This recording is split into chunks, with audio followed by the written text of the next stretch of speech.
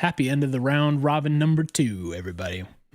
We made it. Welcome to 100 Talk. I'm your dad and he's your dad. We're the dads. Yep. And we're here to talk about... Look, it was a great weekend. We'll talk wrong. about Dignitas. It was an awesome weekend. I'm so happy right now. It's been like this, you know, towards the end of the split. And there's a little bit of a at the end, but it's fine. The rest of that, Cole, is it's TBD in playoffs. Does your happiness continue upwards? Oh, yeah. Or does it come crashing down? I think Dignitas is out of playoffs, so I think we're fine. That's what I'm saying. We already got the boogeyman out of the way, so we're in good shape.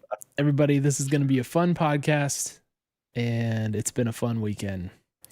As always, thank you to Elgato for providing our lighting. Thank you. Ooh, pretty. And our capture. Ooh, pretty. Thank you. Ooh, cool. Thanks to Jordan for being here also. Thanks to Cole for turning the stream on and being here. Thanks to our favorite drink maker as well, Ribbit. Power tonight. Let's crack these powers, boys. Let's feel powerful tonight. I do feel powerful already. This is going to make me a menace. Kind of like Abadaga or FBI or Ssumday or Closer or Hui. Take your pick. Take your pick. Okay, what are we going to do today? Well, we're actually going to focus mostly on the games. We're mostly going to step through the games. A little bit of general stuff. And of course, we'll talk about the upcoming best of 5, not a best 3, best of 5 against C9 this weekend. It feels weird that we don't get a break before, but you know, who cares? Let's just get it over with. Why give them time to recover after the beatdown we just gave them? Super week, no less. Has Riot ever done the same format from one split to the next? Of course they have not. Okay. I mean, I honestly don't know if this is usually best 3 or best of 5, but it feels, I mean, I think this is different from certainly last spring too. I feel like to have the winners playing. Are we playing this weekend? Like we're up now? This is happening? We're up on Saturday. We are the next thing. Okay. All right. Yeah. No rest. Oh, and then they have to decide the seeding for the next round. Which maybe this is a familiar argument. It's like you give the lower seeded teams time to prepare, time to rest, Cole, time to play no build Fortnite. Yeah, that's right. Time to do that before the playlist ends. Mm-hmm. So let me say one thing as a side note, as a matter of record, before we move on to the discussion here. I had a cough drop right before we came on, because I've had a little bit of a throat thing, and the Rip It Power tastes very good. Chasing a cough drop, who knew? There you go. It enhances the flavor in an unexpected way. And the cough drop is Hall's Cherry Triple Soothing Action. So, in case you're wondering, Cherry Power. How to properly structure your Rivet experience. This mocktail recipe provided by Cole. That's right. Provided by my sickness and subsequent recovery. Thanks, Halls. Yeah. Okay. It was a big weekend for us too. I should mention that before we move on. We hit the LCS broadcast not once but twice. That was cool. Oh, that was cool. And we may have done something. That's a teaser for later. Okay. We may have done something. We'll talk about it later. But first, TSM. TSM, do you remember this past weekend we played TSM? Team Solo Mead. I think that's how you say it. I don't have any recollection of that. Is it it's exotic. A new team? Solo Mead. Solo Mead. Well, it is an upstart new team, but they do have a rich, experienced veteran leading the way in Huni, which is a player I'm sure you are familiar with, aware of his talents. Yeah, I have. I'd heard of him before. Didn't think I'd continue to hear about him, but here we are. But here we are. And Jordan, have we heard from him for the last time? This is what I'm starting to wonder. TSM, where do you go from here with TSM? You got Spica, right? Do you keep Huni? What's the point right now? If his reported salary is accurate, which I mean, you've got to have a more economical option out there. The day Huni loses his LCS spot, I cannot wait to see your tweets. Oof. It's gonna be fantastic. I'm gonna keep it respectful.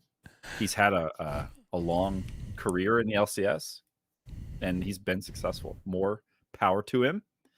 I will question the decisions of those who continue to sign long contracts with him. Just doesn't seem to have been. I mean, let the record speak for itself. They're out of playoffs.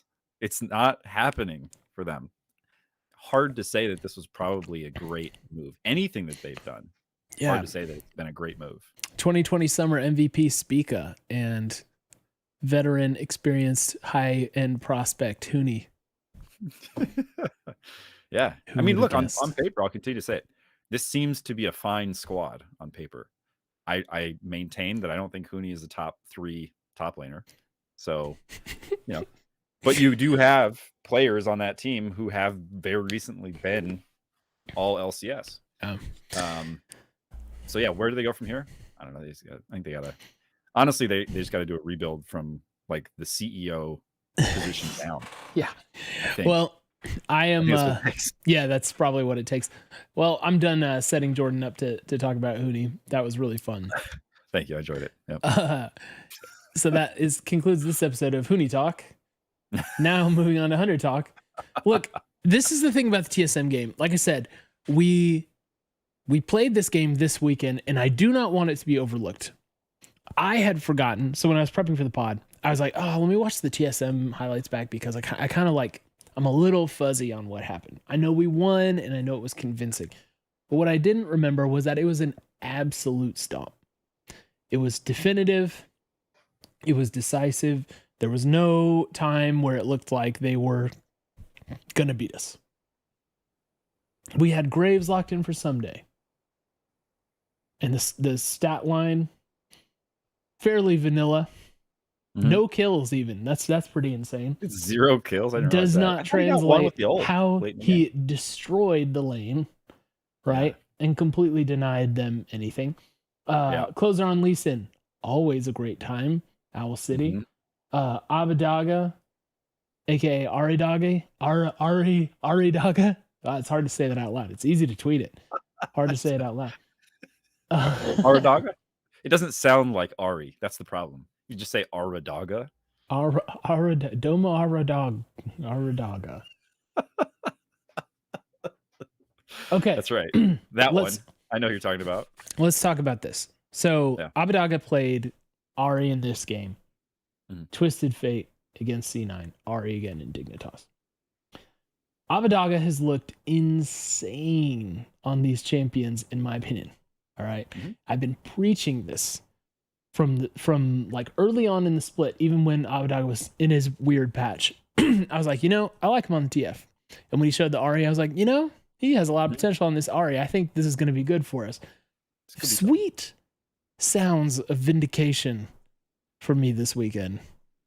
14, what is it? 14, 1, and 5 on the Ari. 14, 1, and 5. And looking incredibly convincing doing so. This is what he's doing. Full use of the mobility on the kit. Oh, yeah.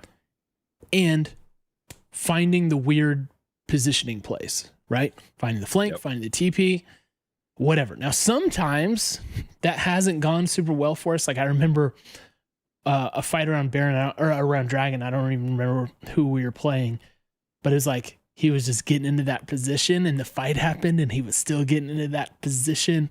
And then we lost the fight and he was still getting into that position and he didn't get to contribute. But usually it goes well. And this goes very, very well. Mont says, by the way, in chat, which we don't usually read, but he says LCS kill record this split with those 14 kills. He's like got the top kills. Mont, more please. Do you mean like the most kills of a mid laner in a single split or something like that? Because that's insane and unexpected. He's on the case. He'll hit us with the elaboration on that. Or does he mean like most kills in a game? This split? Like, yeah, I need to hear more. Most kills of a single player this split. Okay, gotcha. All right. So, not a bad game. Let the record indicate. Yeah. You guys were wrong if you wanted Abidaga gone. All right? Mm-hmm. I'm not saying he's perfect. I'm not saying he's not going to make any mistakes. What I am saying is that his form has gradually been returning. And this weekend, even during the loss to Dignitas, he looked good, man. He looked good. I love him on these champions, man. And that's what I'm going to want to see. And I hope the patch going into playoffs doesn't mess with this. But the man styles on these champs. Yeah. I think the one death as well, if I'm remembering right, is when he basically just complete hard dove the back line and got a quick triple, if I'm thinking of the right play. And then, couldn't kill the other two for the full that's shame on you. Yeah. But really, like he was basically unstoppable that game.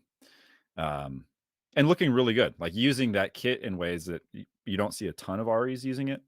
Like a lot of times you'll see an RE playing for picks, right? Getting a charm on somebody, finding the angle, repositioning to get the charm over the wall or unexpected. He was using like a team fight monster, right? Yeah. Like there was one where he flashed to get the redirect on the Q to come back over somebody else. Like it's just good stuff. It's good stuff. So it was good to see. Criticism I'll levy is he needs to be like, this would take him to the next level, is charm accuracy. Like there are a couple of charms that it's like, it obviously didn't lose us this game. In the Dignitas game, you could say probably had a bigger impact. Yeah.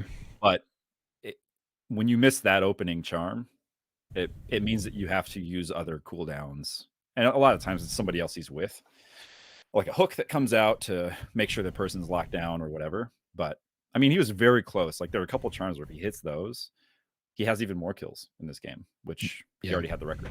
So. Yeah, like I remember a gank by Closer where he just barely missed it because he didn't flash for it. He thought he had it. And, I'm cool with it. Like, it's one of those things where there is an art of prediction when you're firing those charms off, right? Because it's like, it's not like the enemy mid doesn't know what you're doing when you go up there to charm, right? So you got to kind of guess what they're doing when you do that. And some people are better guessers than others.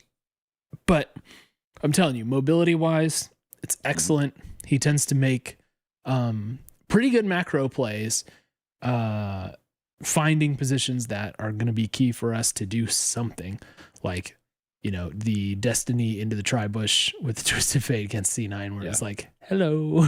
Yeah. More on that later. But and there always seems to be, every time he like pushes forward, you just see him like keep dashing forward, and they're just more like random lights and projectiles and stuff coming out of that champion that I can understand. I'm like, wow, more damage. He got another one. So I don't think we should overlook that in this game. Ari Doggy. Mm-hmm. Another thing we got to see. Before you move off Abidaga, okay, I want to say at different points in this split, I feel like I've assumed that he has either with the state of the meta or the state of the team, that his champion pool is a little bit limited. Like I feel like there's a while there where he was playing a certain couple of champions back and forth, and I feel like as time goes, the sense I'm getting is that that's not indicative of a limited champ pool for him. I think it really is just what is the team feel is their best look at the time. Because I guess for me, I think we can put to bed this idea that he doesn't have the capability to play any of these champions, right?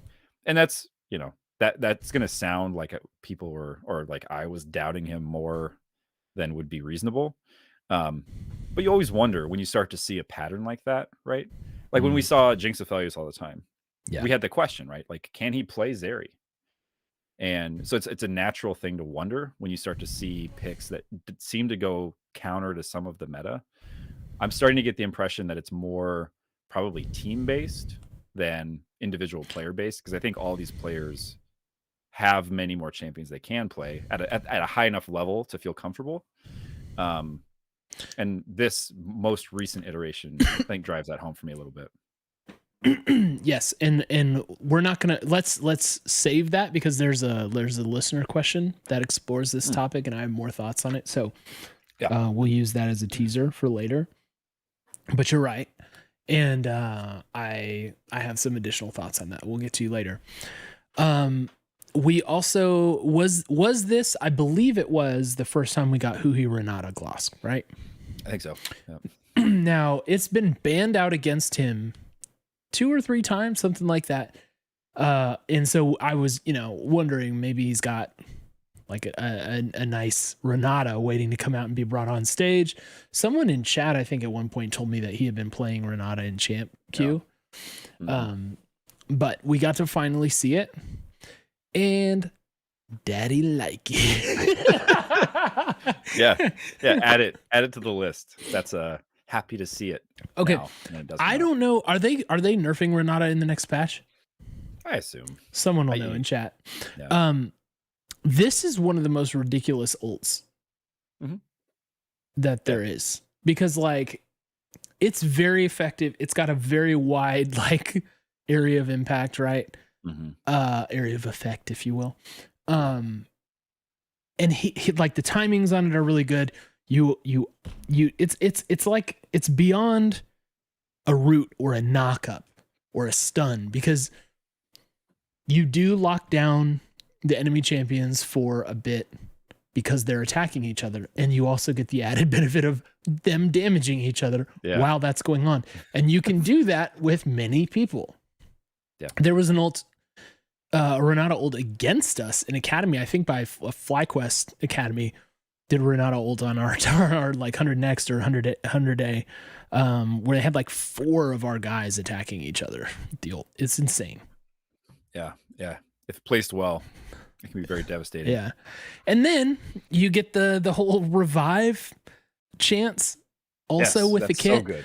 Where like, we saw that work for closer against I guess against it was in this TSM game, right? Trying to remember. Yeah. Because it was and barely got it off. I think Tactical still got a kill at the end that he flashed for. He was able to take closer down after closer earned the revive.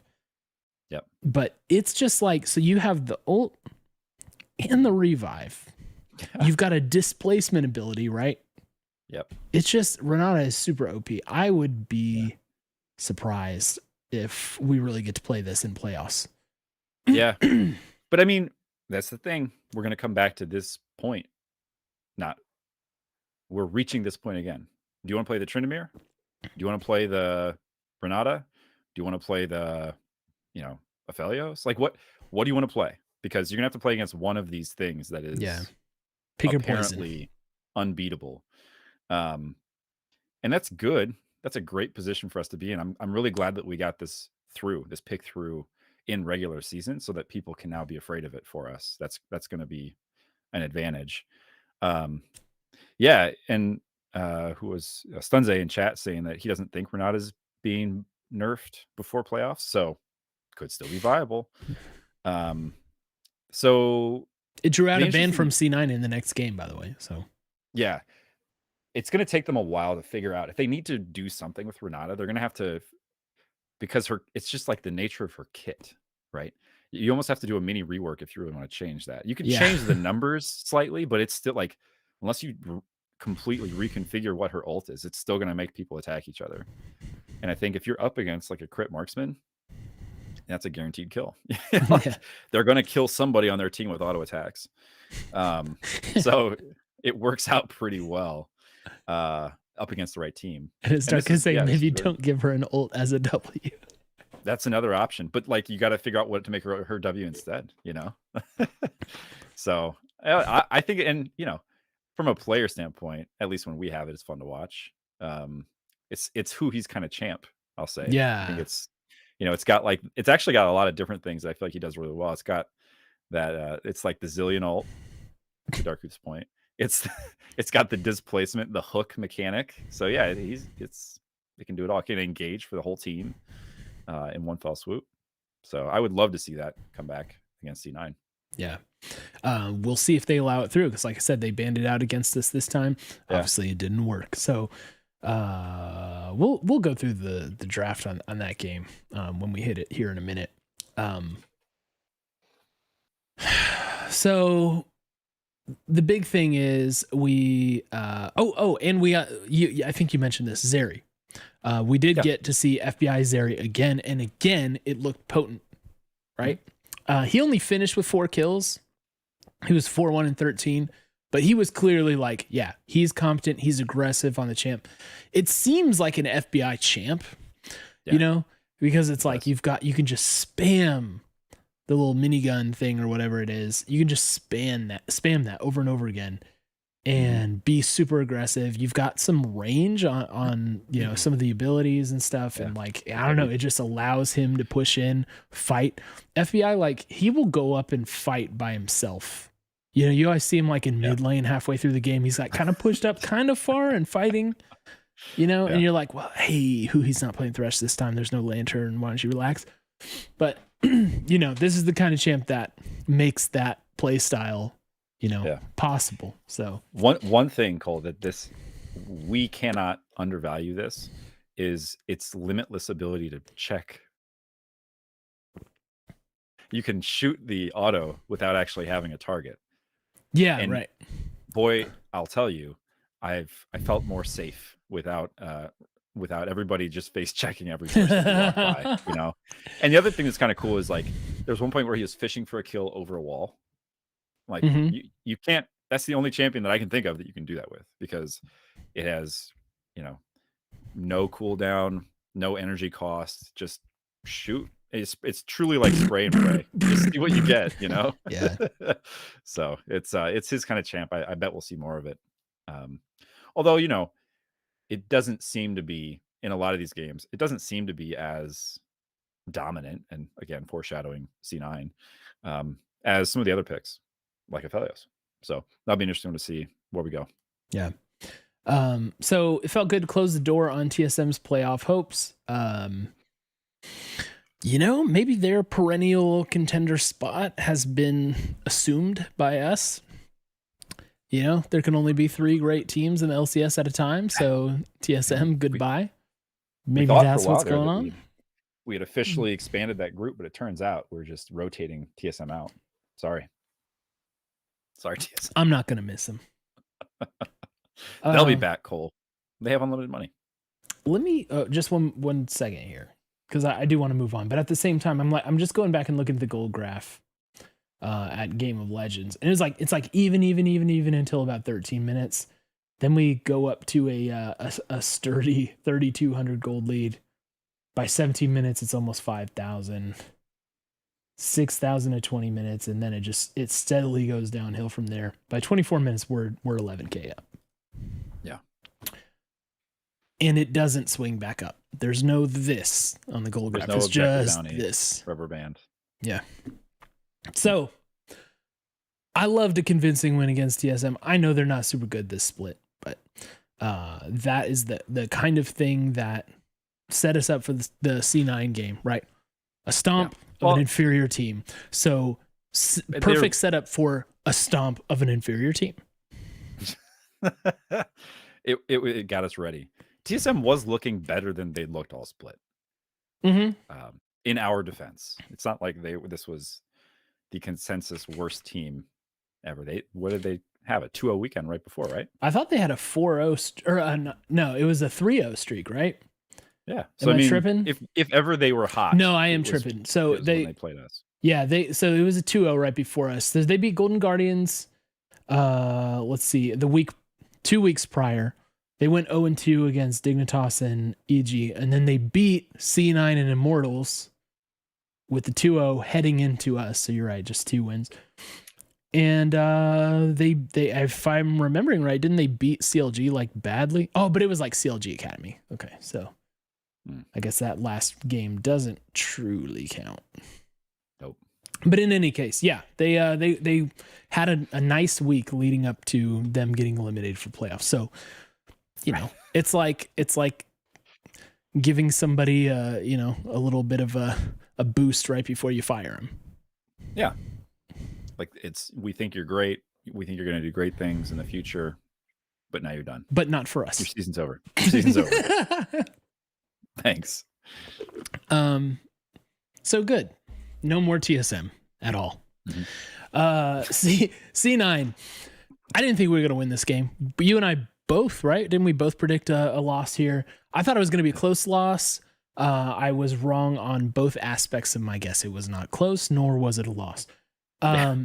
We had great buildup going into this game in particular with the discussion of Ssumday. So just to recap what happened last week after listening to JLXP, and I talked about this on the pod. I was surprised to hear that they were talking about Closer as the candidate for MVP from 100 Thieves, if there was one that could keep up with Summit, right? Mm-hmm. And I thought clearly the fans are on the side of Ssumday. We ran the poll, 346 votes, and 89% said that Ssumday would be the MVP candidate from our side. So Jat brought this up on the broadcast before this game. Yeah.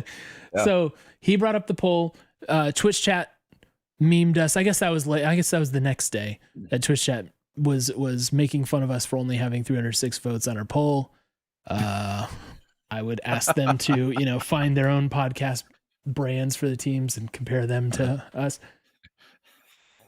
But how many votes does the TSM podcast get? Right. So but I think it made a point, right? It made a point. It's like, look, from the people who are watching this closest and feel closest to it, our hearts were with Ssumday. So setting up a match against the shoe-in MVP for this split in Summit, what better timing to have had that happen, right? Oh yeah. Yeah. So our guy goes up against the MVP. Underdogs as a team, underdog as a role matchup. And one of those top laners finishes 0-8. And it wasn't Ssumday.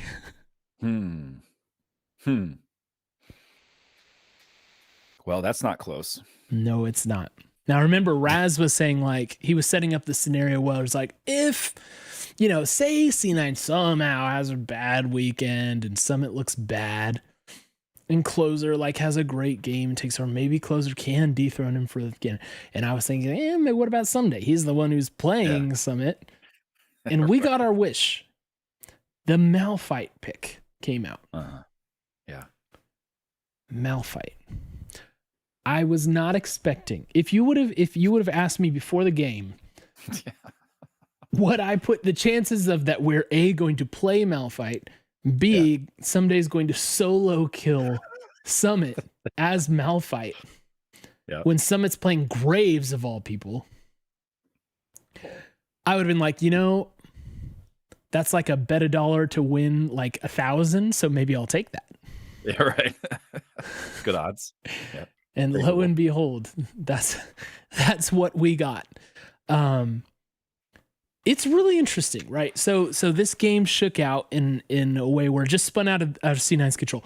They, honestly, they kept the gold respectable for a very long time, despite it was 10-1 kill score, and they were only 1,300 behind or something, right? Yeah, that's no small feat. Yeah, that's no small feat. But it got out of control, and it's just the most from the odds perspective, it's it got out of control in the most unlikely way. Remember, This game, do you remember, rewind to last podcast, right? We talked about how the team was able to like recover lanes, right? It's like, oh, look, we had like a bad situation in top lane for Ssumday, a bad start. He was able to bounce back, correct the ship, and actually be strong in that game. Lo and behold, in this game, closer level 1 invade into his jungle. He gets pushed out, gets away with like 5 HP flashing the wall. And they're like, okay, well, he's done. He lost his entire quadrant. He has to recall and heal. This side of the map is basically done already. Yep. Against, again, Summit and Blabber, who I think are the two favorites for first team all LCS in their roles, right? Yeah. And probably like 1-2 in MVP voting, you know? And we said, we got this. There was so I listened to the post weekend recap. What are they calling these things? The Twitter spaces that Pop Smithy is doing on 100T Esports. I listened to that, and he was talking about how getting a kill like that, to like recovering from a bad situation in that manner, does a whole lot to like lift your team's morale, right? It's like you go from feeling like, oh man, if this was solo queue, we'd probably be forfeiting, to wow, he just solo killed him, and that's how we're back and we mean business. You know what I mean? Yeah. It was like the exact way you want to recover. And Papa Smithy, said that he felt that gave confidence to everybody to continue to play out the game the way it played out. And that's pretty cool. And it's pretty cool that it came from our veteran in Ssumday. In a big game. In a big game against the MVP. In a game too where, I guarantee you this was the matchup, the game, the stakes, the playoff implications were all front of mind for Ssumday. Yeah. The dude is just a rock. He's Malphite.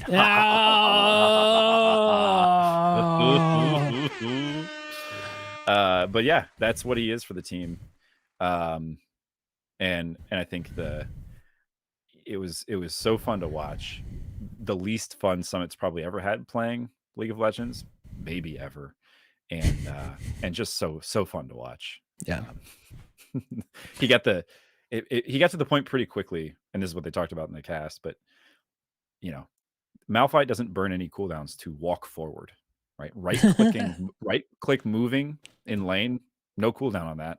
And he was just walking at Summit, and Summit had to flee. So at that point, the lane was over. The game was in a very tenuous state for them, and Ssumday he carried that momentum. Yeah, there are plays in games like this where like you get a feeling for how it's going to go. Yeah, especially with Ssumday, I feel like, yeah, you're right. It's weird because like, again, the level 1 on closer, that felt to me like one of those plays, like, okay. And I did a VOD squad, right? So I'm watching this, and everybody's watching, knowing how this game plays out, but I don't. And I'm watching, I'm like, well, there goes the game. This is going to be a quick game in C9's favor. It just felt like one of those plays. And then we get the solo kill, and that's one of those plays. And then what else happened? That bot lane defense against the turret dive was another one of those plays where it's like, look, I don't remember the exact details. I think they had 4 down there to our 2. They start engaging. We TP in a third. I don't even know if it's Ssumday or Abadaga or whatever. I'm fuzzy on the details. Yeah, maybe a Destiny. But it's like the fact of the matter is, we came out of there, I think we gave over 1 kill and got 2 in that kind of exchange, right? Yeah. And it was a 4v2 only by technicality, because it was 4 people attacking Huhi for the first act of that dive. And FBI was closer to the bush than the turret. Right. So it was an absolute dog pile on top of Huhi. And yeah, please take us back. Yeah, so to come out of that play the way we did, that was another one of those was like, okay, it's just that game. It's C9. It is not your day. Right. Clearly. And so Stopwatch, most at that valuable item. point, yeah, stopwatch is a great item. At that point, I really felt like, okay, like this could be very, very good at the exact right time for us. Because think about the stakes again, like you said. For C9, they if they beat us, they don't even have to crush us. They just have to beat us and be like, yeah, we are the favorite for the title. Everybody else can come see us later. Right. For us, it's like, you know, we're really fighting to be taken seriously, and we're just in third place, so whatever, you know. But if we beat them, not only do we assert ourselves as like, no, we actually do need to be taken seriously as a title contender, and also our MVP candidate needs to be taken seriously. So we have like double stakes here. So to be able to do that, get the huge win, prove Ssumday deserves to be in the conversation, and also have Ssumday be like what, our third best player of that game, Of the C9 game? yeah.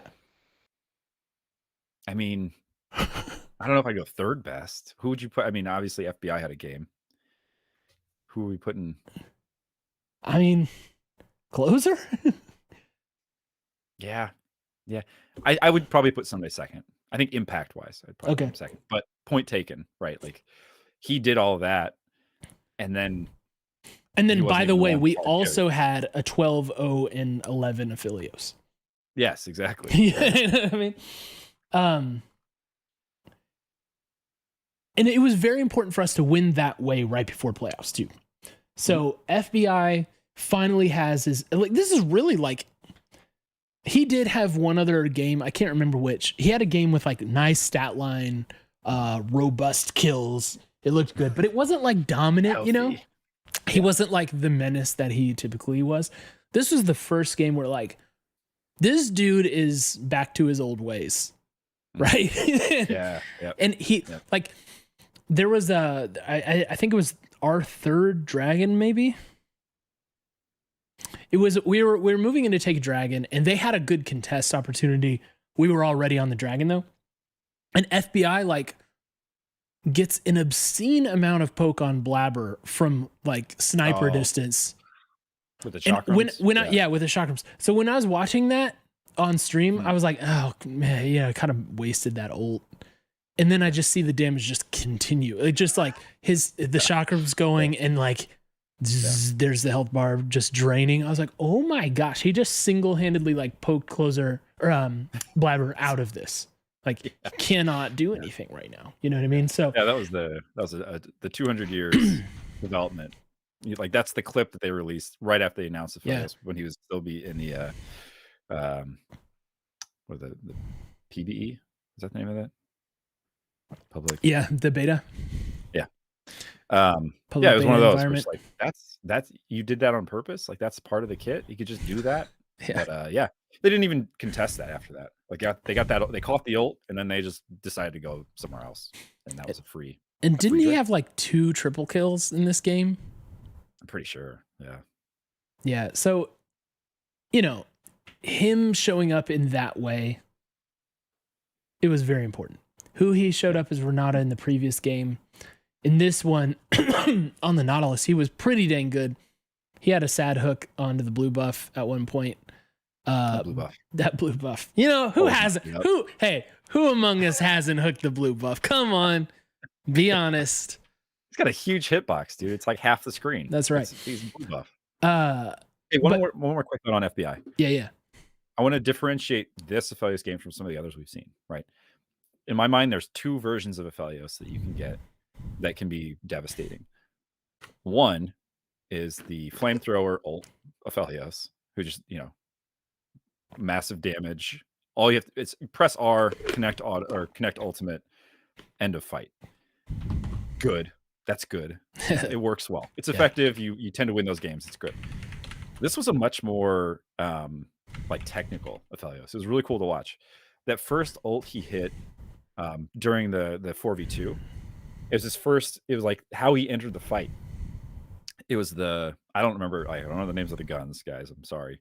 It was the root gun, and he So he hit them all with it, and then he rooted them all under turret. Yeah. It was Right. like 3 or something. Yeah, it was great. And then he had, so that's one other type of ult. And look, I know this is not, I'm not, those who play FIOS, this is nothing new.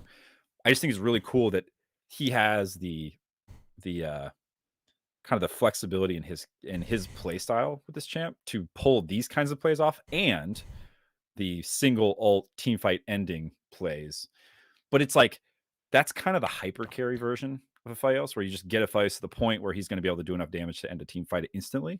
Yeah. And then the other version was the snipe with the chakrams, right? It's like poke Aphelios, where he hit that key ult and the fight ended before it began. So I'm starting to gain like additional layers of respect and appreciation for FBI's Aphelios. Sometimes it feels like, man, it's just not the most mobile, like it doesn't allow him to be as aggressive, but sometimes he misses the ults. Let's be honest. Misses the ults. It's a pretty short ult. It's not, it's no Corky Rocket. So, but yeah, it felt like a really good Aphelios game for reasons that are not typical of the dominant Aphelios games you often see. Yeah. FBI appreciation thread. Right.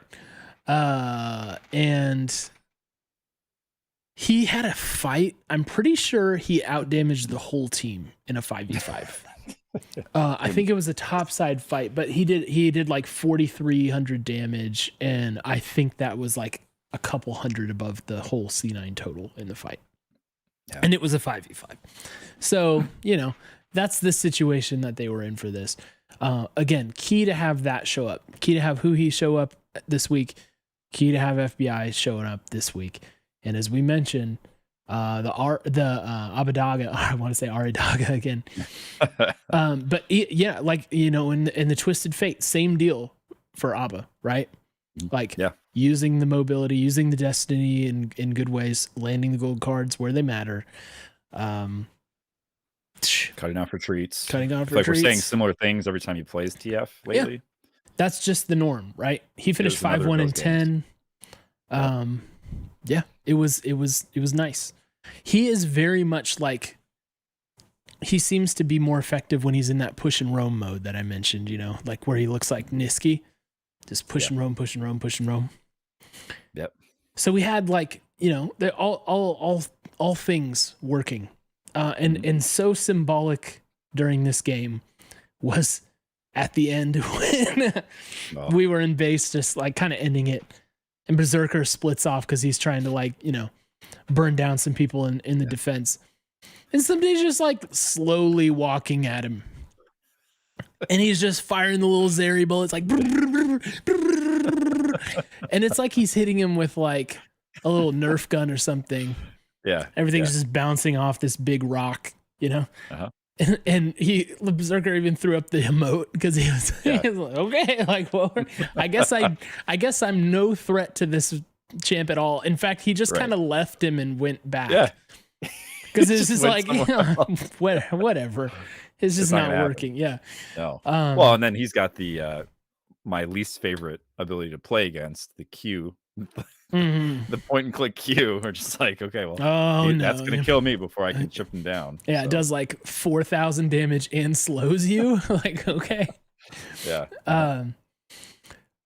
It reminded me of, remember the Shy in 2018 where I think he was like a Scion and he was just literally just walking calmly forward into the base against like KT or something, like everybody free firing on him and he's just like walking forward like, okay. It doesn't matter. Sure, try it. Yeah. And I don't even think, I mean, I could be wrong about this, but I don't even think Ssumday had like a thorn mail or anything. It was just like, no, you just cannot hurt me. Right. So, stats. That's too many stats. Have you noticed, like, I think it's every split. We beat C9 big when we don't expect to beat them. Have you noticed this? This is kind of like a thing. It's just like, the C9 game where we stomp them gets us out of whatever rut. And I wouldn't say we were in a rut here because we were obviously on, what was that, a 6-game win streak at that point when we played them. But it was kind of like cemented us as, okay, they're for real. They're back. They're for real. And we never expect it. I don't know why we never expect it. But perhaps we should expect one per split now, where we just absolutely stomp C9. But Oh, I know why it happened this time, Cole. We should have factored this in. Maybe I didn't see this talk for the game, though. That's probably why I didn't predict us. But Max Waldo insulting Hoogie clearly unleashed the beast on that one. And yes, I'm sure Hoogie just had that screenshot in his head when he was stopwatched under his own tier 1 as the entire C9 team melted. And going 2-1-19 on Nautilus. 2-1-19. That's a casual Nautilus stat line. A lot of ints. Common Hoogie win. Yeah. Yeah. Very. I mean, I thought ints usually resulted in deaths. Is that not how it usually? Am I misunderstanding that? Maybe he meant something different. We should probably let him clarify. Yeah, maybe we should address that.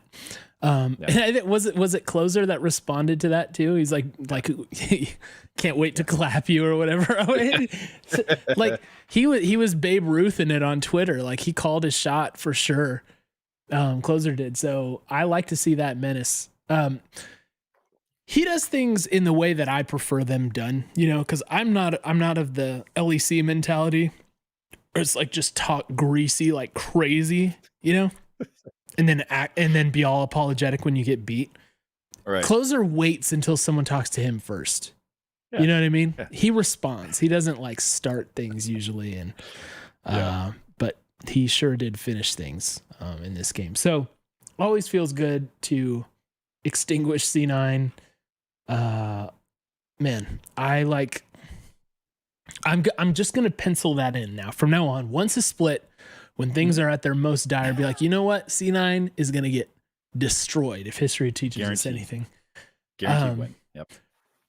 So again, returning to the MVP conversation, post game, Mark Z had the picture of Ssumday, that he drew on a piece of paper, or somebody drew. Whoever drew it did a pretty good job too.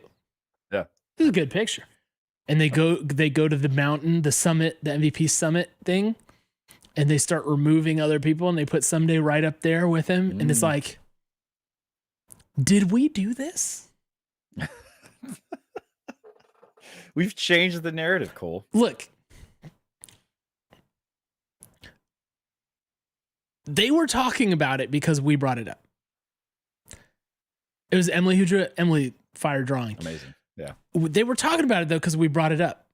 Again, if this goes unchecked, Raz and Jat have a conversation about Closer being the MVP, and that's it. Yeah. I don't know, man. The timing. We may have the Hunter Talk buff may have impacted the MVP race. Now, Cole, it ain't gonna change. The result's not gonna change. Casters, I will say, these people will be casting votes for MVP. But look, I still think Summit's going to win the MVP. Okay. But if Ssumday would have gone off against Dignitas on the Lucian, that may have turned the discussion. That was the entire game plan against Dig. Let Ssumday 1v9. Yeah, spoiler alert. I guess let's just go there because that's where we were going anyway. Yeah. I was going to ask, do you think so? Here's what Reaper said on draft. So Reaper did this interview with Invin Global, and he was asked about the draft, and he said, today we were trying to pick some confidence picks so that before playoffs we were checking out the last pieces of our drafts in terms of whether things were worth it, if we could win, or if there were things we could improve with this type of team composition in the champions. At the end of the day, we lost the game, but it shouldn't really matter as long as we got something for it. So that was Reaper's it's like we're trying out the last, remaining, here are some strats. Does this work? Is this stage worthy? Kind of figuring that out. Papa Smithy echoed that sentiment in the Twitter space that they did afterwards, where he was basically saying, yeah, we were trying out those kind of picks and seeing if they are good enough for us to try. But in my mind, I'm thinking it may have been, let's give Ssumday a chance to seriously challenge the MVP. Yeah. Because on the Lucian, we've seen what he's done on Lucian in past games. And I'm telling you, it just felt like if say he takes Lucian, goes 10-1-10, and we destroy Dignitas. Yeah. I really think the voting might have shifted. I'm not sure if it would have been enough to unseat Summit as a favorite, but the voting occurs now, right? Yeah, it's a regular season thing. So after the regular season, they do. But it's crazy to in a parallel universe, in like the Tom Holland one. Perhaps Ssumday popped off on the Lucian and won MVP because of 100 Talk. We did it. Cole, I'm so proud.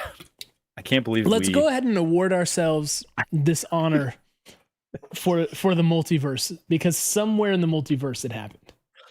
Yeah, it's huge. Somewhere in the multiverse, I won MVP this split. Me personally. Now there's a thought. Think about it. There's a thought. Power of the mini universe theory. Year-old newcomer to League of Legends wins. Remember, kids, if anything is possible, that means everything is possible. That's a horrible way of putting that. Yeah, that concept. That's about as bad of a job as you could do conveying that concept. Yeah. That's possible. Well, we didn't get it done, probably. But let me try again. Remember, kids, if anything can happen, everything has happened. There it is. There we go. That's a little bit better. Yeah, that'll inspire the masses for sure. But anyway, 10 years from now, I feel like guys, chat, listeners, everybody, you guys know we don't matter. Yeah, we don't matter. We're just here being dads. Mm-hmm. But we almost mattered. We almost mattered. But it was a fun weekend anyway. Yep. I mean, hey, look, here's the key takeaway. Our community clearly thinks that Ssumday is our best player of the split. And that sentiment is known to the people who are talking about this. Hey, and remember, in a much more professional manner. Kobe agrees with us. Yeah. So that's, Kobe many times came to that defense. He did it like 3 times on broadcast and tweeted us his support. He is a Ssumday fan, big time. Yeah, he's Ssumday aficionado, which sucked because he was doing that in the Dignitas game. Yeah. To Freak. Freak was like, I think they've had like trouble converting Ssumday's leads into victories. No, he's like, no, man, he's been good. They've been doing it, blah, blah, blah. And then we have a game where the Lucian doesn't work. Yeah. Okay, let's get this out of the way. Okay. Yes, Dignitas has beat us 4 out of 4 times this split. Mm-hmm. Let's also make this very clear. That was a silly game. Mm-hmm. That was a stupid, weird game that made no sense. You guys know it. Look, you could tell the way that game was played was stupid by both teams. It was like everything's all over. Nothing is following its established pattern. It's like, oh, there's a level 1 play. Oh, there's a level 2 play. Oh, there's a level 4 play. Like it was just constant. Everybody chasing, doing weird things.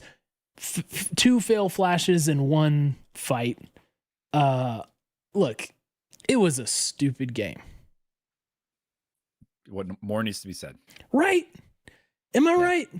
Look, without the other 3 losses against Dignitas this split, it's very easy to just be like, look, it didn't matter. Did we have 3rd place locked before this game?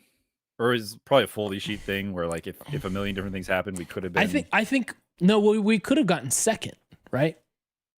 But like we weren't going to finish. But we weren't going to finish lower than 3rd, I don't think. Yeah. It was, honestly. But it was like someone tweeted this that it was a rec league game. It was like, it's nice of them to air rec league, but when do we play Dignitas? You know? Oh yeah. But that's honestly what it felt like. Yeah. It was just silly. All right. Look, it was a bad game. We played badly. We made a lot of mistakes. That's not good. it's not the kind of game you want to play, especially like as your last game.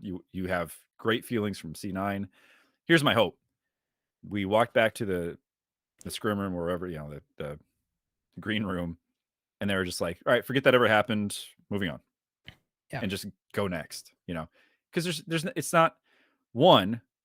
We were playing some, like, it was clearly a different look for us. We played a lot of champs that we just don't typically play. I don't know the last time we played Lucian. It very much had the vibe of like, and this game is less important. We played Xayah Rakan, which I'm sure somebody will tell me is the hot new thing. Didn't look great. I mean, Hugi had an unbelievably well-timed W to interrupt an all-in the bot lane. And he actually, like, I don't think he played that badly. His charms were great. But Rakan it's just had before that game. Rakan had a 17% win rate. Did you see that when they locked it in? I was like, ooh. But Cole, they can back together. You're right. My bad. Yeah, that's worth it. Okay. But look, it's not just copium, chat. Someone called out it being copium. Look, Reaper said this in that same interview. They asked him, was like, well, how do you think the fans should look at this loss?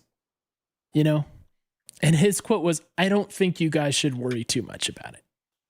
Yeah. And it's like, I know it's easy to write that off when that's said about like a bad loss, but it just feels right. The game was so abnormal. Like,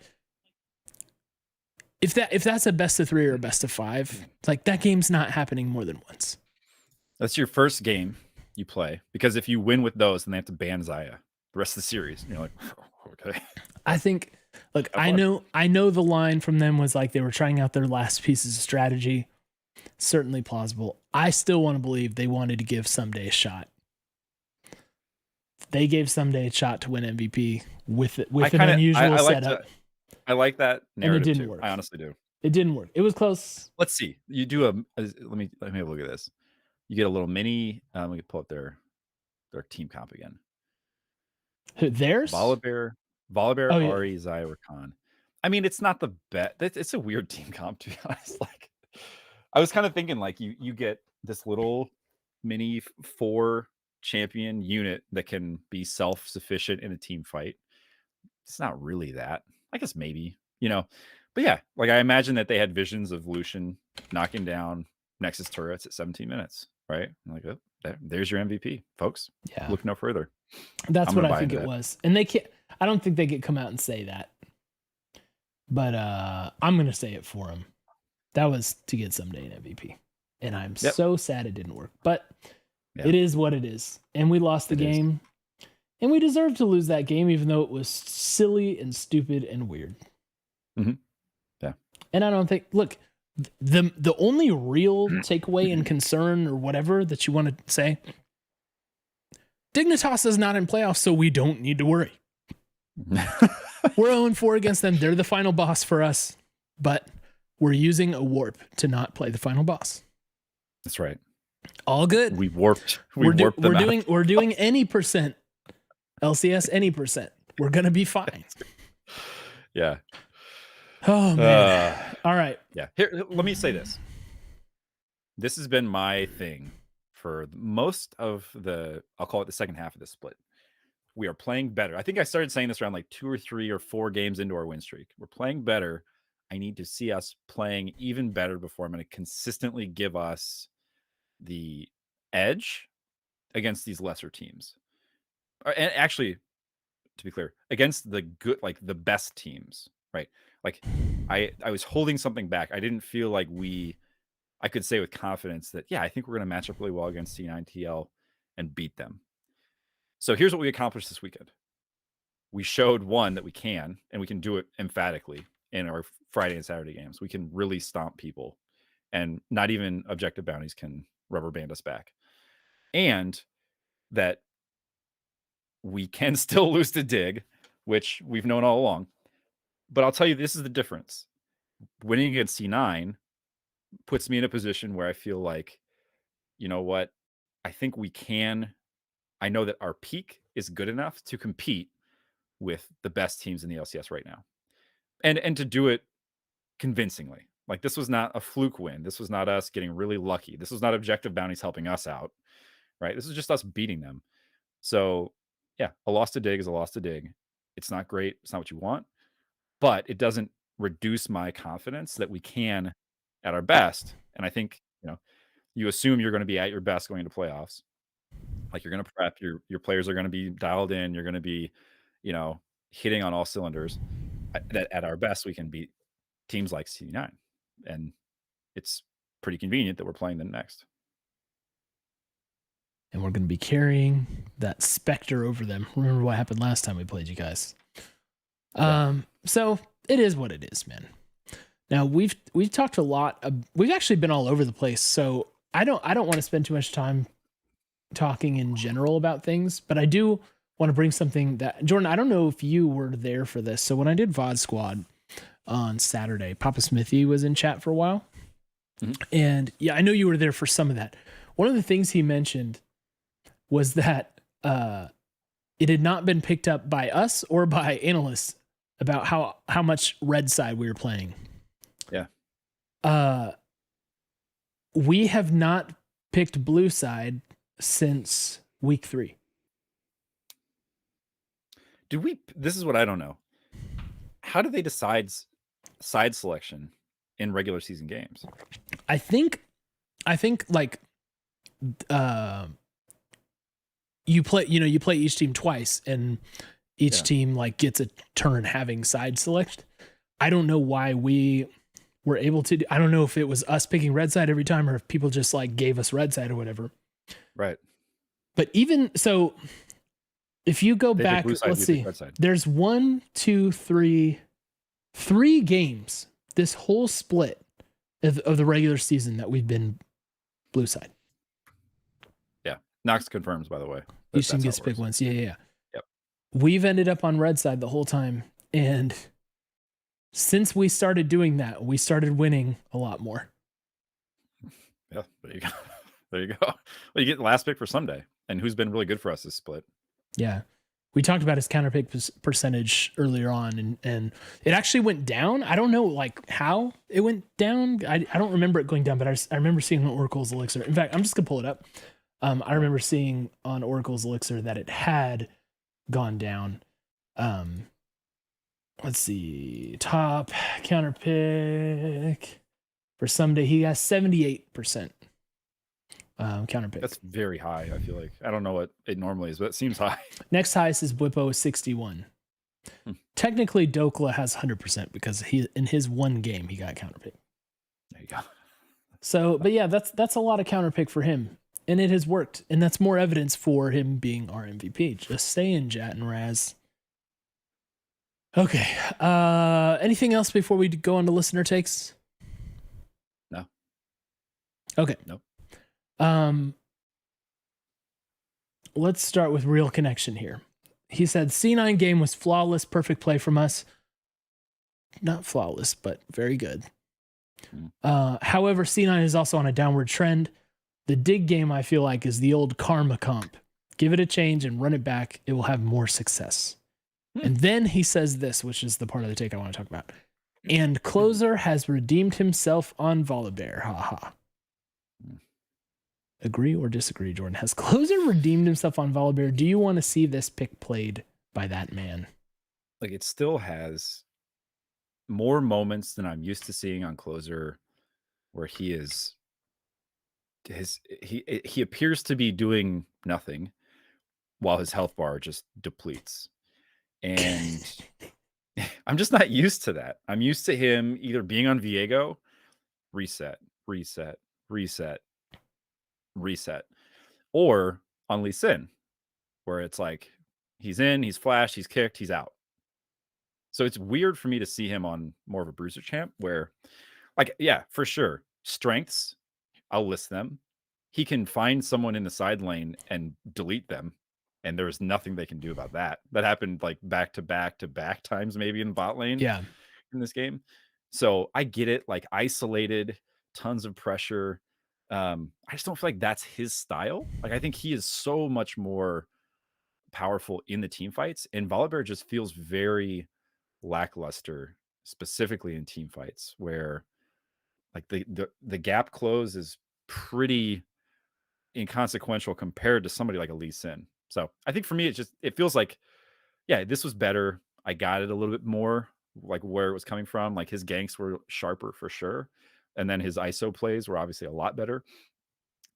People being careless in the side lanes, but I still am not convinced that it's his best look right now. I also, just on the sticking to the wording of the take, he redeemed himself on Volibear. I'm not saying that this is like the way to settle this discussion, but before this weekend closer on Volibear, this split 2-0. He played him against FlyQuest in a win. What was that? 2 weeks ago, and played him against EG in that win from the previous week. He went 3-3-7. In the EG game, he went 3-0-7 against FlyQuest. Finished 5-4-7 against Dignitas in a loss. Hard to say he redeemed himself in a loss where he had his arguably worst performance on the champ. So I gotta say I disagree with Real Connection, even though Real Connection currently has my like favorite take about the championship aura, which I've mentioned like a ton. There's only enough championship aura for 100 Thieves to go around. But I gotta say, man, I disagree with you on this. I don't think he's proven himself on Volibear, really. It's not that I think he's playing the champ bad, but the only thing I ever see, it feels like, is ult backwards. And I just don't like the champ. He ulted over the Baron wall. And it seems like Volibear's been a very good pick for everybody else. And for us, it's just been like, fine. I think it's because he's so good at the other stuff. He's so dynamic for me. Maybe that's it. Because it's like, oh, but he also, what about Lee Sin, which is obviously banned a lot against him. What about Diana? That's not banned so often. And he played that against Immortals and went off, Yeah. So, yeah, I still don't like it. That's what I'll say. Nick Moore said he has two takes. First, the hot take. Okay. Cole will finally clear his schedule and watch the C9 series live this weekend. Ooh. On Saturday? That's a big day. The hard ask. That's 5 games potentially. That's a long block of time. Probably not. There it is. My kids have soccer games, man. What are you gonna do? What are you gonna? Yeah, you gotta go to soccer. Cool. The game I watched live was the game we lost. So maybe my curse is very strong. The Hunter Talk buff is very strong, but the VOD Squad retroactive buff is very, very strong. But the Cole watching live nerf is also very strong, as evidenced by March Madness. Try this, Illinois. Even if you plan to watch it live, try tweeting that you're on VOD Squad. Just see what happens. Maybe it's the tweet. And then he also submitted something for our mental gymnastics take, which we still we got to make this an official segment, though by design it will be coming from us. But I'll accept this here. He said, "It's better we lost to Dignitas because we would have had to play C9 in a tiebreaker and risk giving them more practice against us." So a calculated, strategic loss against Dignitas, ensuring that C9 can't have a mental bounce back game against us and get more scouting, more intel. I like it. There it is. Big brain. I like it. Look, sign him up for an analyst job, right? Like he's the guy in the meeting who's like, yeah, if we win, we got to play him again. And we're going to play him in the playoffs no matter what. Just lose. We just gotta lose. Just lose. Have fun. Let's just get Ssumday an MVP. Time for a fun game. Yeah. Okay. From Groat Chandler, thoughts on Abadaga's champ pool. This is what we were alluding to earlier. Seems like he's finally found his core, which Groat names as Victor, Ari, and TF. Yep. And he looks comfortable on and can perform at a high level. Agree with that. Looks comfortable, can perform at a high level on those champs. I do think it's important to name the Victor. His Victor has felt strong to me. Do you agree? Oh, yes. I think Victor is very strong for him. Yeah. And he had like one or two of his best performances of the split. I mean, he just did have that 14 kill Ari game. But let's see. Let's just taking a quick glance against Immortals 7-1-3 on the Victor, against Golden Guardians 2-2-10 in a win. And against EG back in February, 7-1-10. That's the game I'm thinking of on the Victor. Yeah.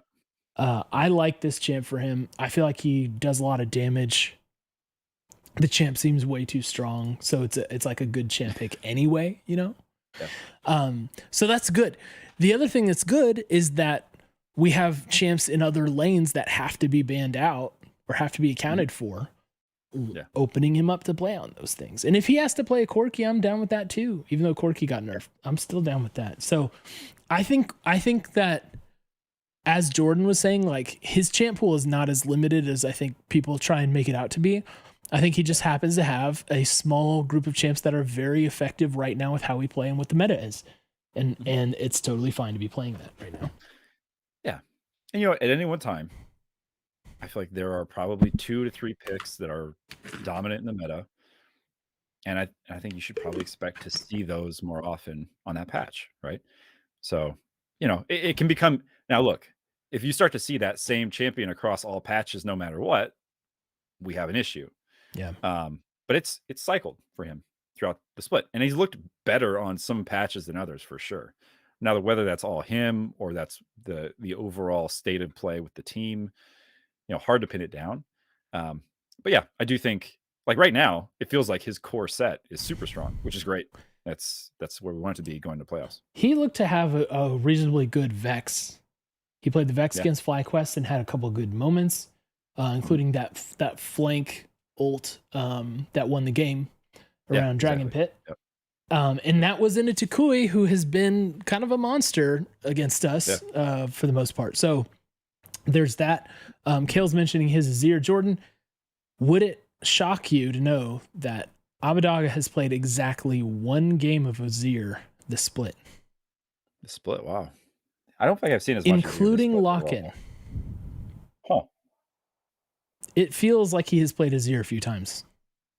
That was against C9, right? With the scoop out of the. That was last season. Oh, he played it against Team Liquid in our first game of the split. Went 2-1-7 in a victory. I like the Azir too. Yeah, seems like something you can always pick. We are banning Rise away a lot, by the way.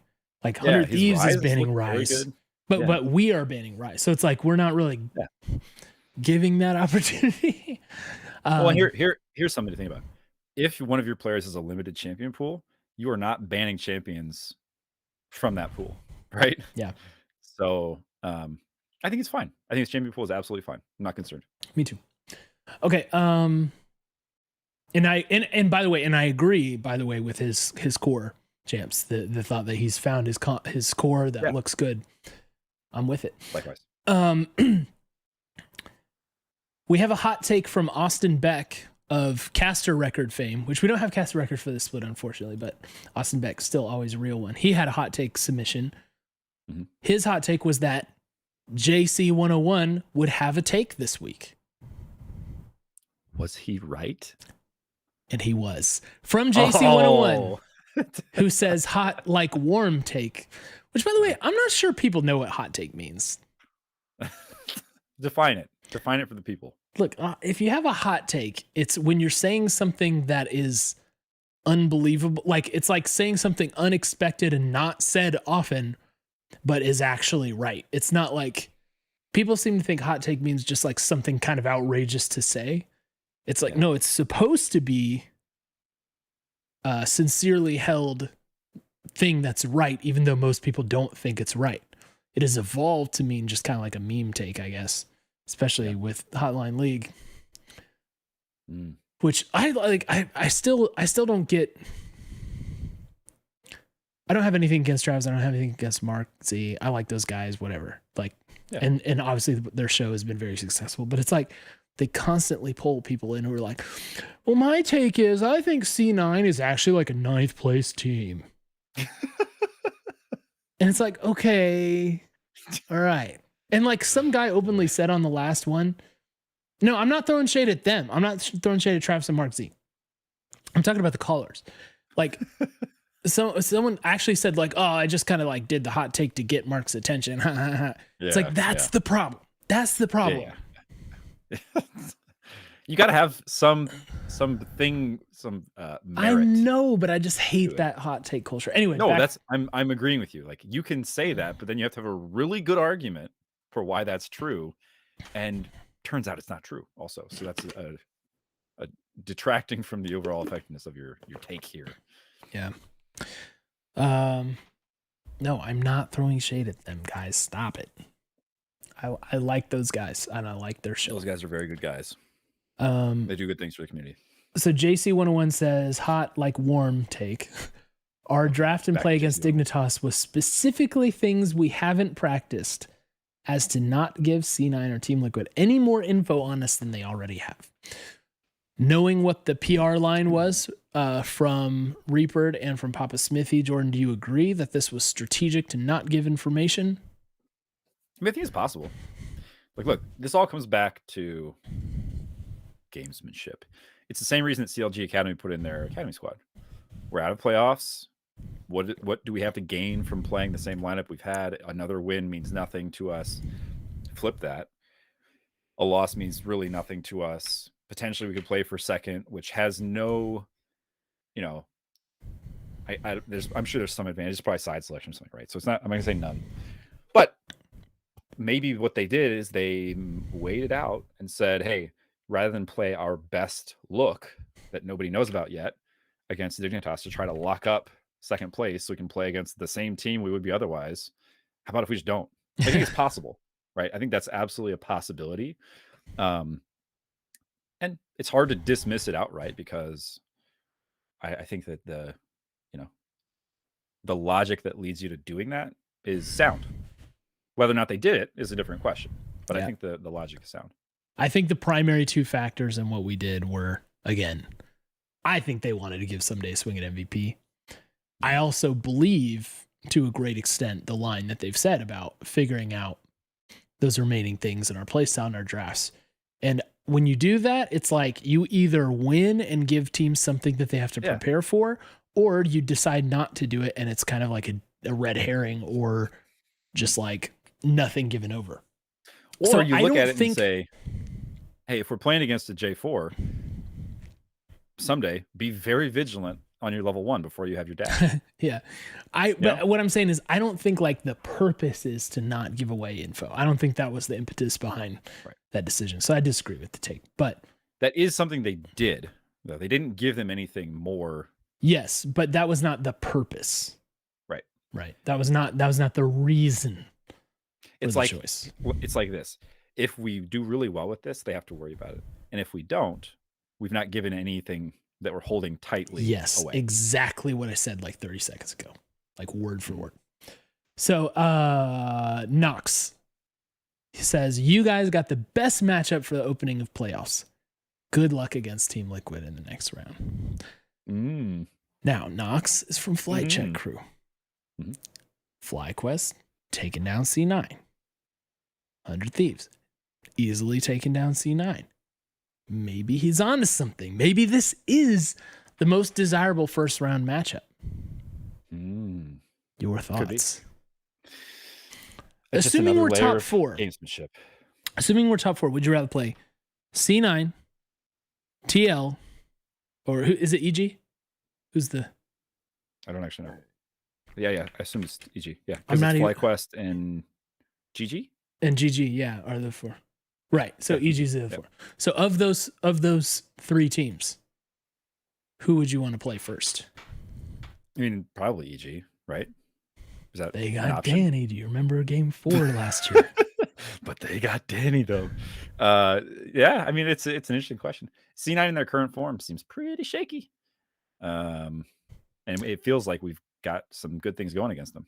Team Liquid did get 3-0'd by us. Oh, you would pick TL. Maybe there's something to it. EG's always played us close. Yeah, that's true. And I feel like EG always has that wild card factor. Honestly, sometimes they show up and they just absolutely roll people. It's crazy. So yeah, Nox may be onto something though. If C9 truly is in the rut that it's possible they're in, maybe we actually came out of this A-okay. Or maybe we'll play them twice. Who knows? Losers, we play Yeah, them, yeah. then we go to losers, then we run back up, play them again. Oh, you maybe we'll play. I thought you meant we'll play them twice. We'll beat them, and then we'll see them again from the loser side of the bracket. Or that's also another possibility. I'm just no, but my point is, or maybe it's actually very wrong and we're gonna get beat. The only way to know is to make our predictions for next week. Again, we're playing Saturday. First game of playoffs, first match of playoffs. Best of 5. Jordan, I want to hear not only what you think the result will be, but what you think the score will be. Okay. Cole. C9. Slumping. I almost said TL. 100 Thieves. Hot. Dignitas. Doesn't matter. This is a dub for us. We're going to win. We're going to win.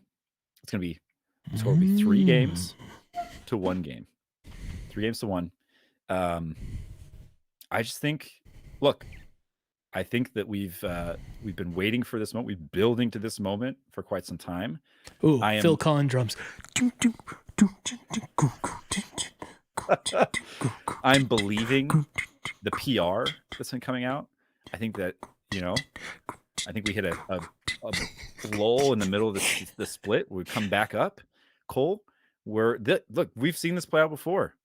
Just because we have not looked completely flawless this entire split, you would be a fool to assume that we can't hit another level in playoffs and perform well.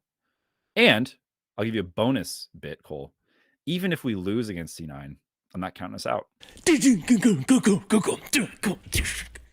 Yes. Thank you. Yes. Yep, all right. So you said 3-1? 3-1. Okay. Not gonna lie, I've been thinking about this all day. I don't know why. Nervous. But this feels like the single most gravity around this prediction that I've ever made. Like this one's like the one where like I really want to make a good prediction here, a well-reasoned prediction that I truly believe. And I don't want to just sandbag, and I don't want, you know what I mean? I don't want to like be like, well, that's C9's going to be back to their old tricks, whatever. Yeah. So I was debating back and forth. How do I feel about this? And how do we actually play against them? How do they play against us? And what form are they in, and what form are we in? And I was kind of back and forth. Different times of the day, I was thinking different predictions. And then I was listening to the excuse me. I was listening to the post game with Papa Smithy, the post weekend with Papa Smithy. Yeah. And he's like, I think our fans should feel confident. Our fans should feel confident. We should feel informed.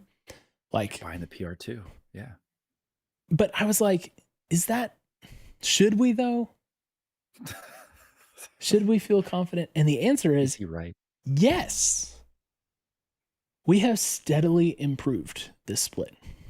This is a championship winning roster. This is a championship winning roster who just had great games out of every single one of its positions. Yep. Seems like things are clicking in the right way for us at the right time. I don't know if I'm going to predict us to win the title this spring, but I am going to predict us to take down C9 in the first round. I think we can do it. I don't think this is just fan Cole speaking. I'm not particularly given to that. You're not. I am. You're not. But I think that this is, and I think it's going to be very close. I think it's going to be a 3-2 in our favor. Okay. I think we take down C9 3-2 and advance to the winners final against Team Liquid. We'll have to find out what happens there. But I feel good. I feel like the staff has done the dang job, and they didn't panic when the wheels fell off earlier in the split. They've rebuilt the car, and it's humming right now. I'm choosing to not read much into the Dignitas game. Yep. I think we can do it. 3-2, 100 Thieves advances. And there you go. And so shall it be. Yeah. That does it. I mean, That sets it, Cole. We've been aligned on our predictions here, more weeks than not. Yeah, true. And I don't know if I'm trying to think back to playoffs past. Like, it doesn't happen too often that we both end up predicting the same way, especially not against a really tough matchup. If it's not kind of an early round against a low seed. Hold on, really quick. Let me look up Lil Nas X release schedule. If he's got a track dropping, it's over for him. Excuse me. So yeah, I am looking forward to this this weekend. It's gonna be fun. Am I gonna watch it I'm glad live? it's best of 5. That's awesome. Am I gonna watch it live, Nick Moore? Almost certainly not, which is gonna be tough. But maybe I'll do a VOD squad of the whole series. That'd be intense. Oh, we're so far away. We still have a lot of days to wait before this game happens. Yeah, a lot of days to think about how we just clapped them so hard this weekend. A true thunderclap of C9. It was reverberated throughout the countryside. Cheeks reverberating. Oh man. Stayed on the podcast 1 minute too long. We gotta wrap up. Okay. That is it for us tonight. Rec League on Thursday is still the plan. Not 100% confirmed, but that's still the plan. We'll let you know for sure on Wednesday. And what else? Anything else? I don't think so. Other than let's go 100T. 100 win. Hashtag 100 win. Hashtag 100 win. Hashtag 100 talk. MVP buff. Hashtag Ssumday. Hashtag we love you and we miss you already.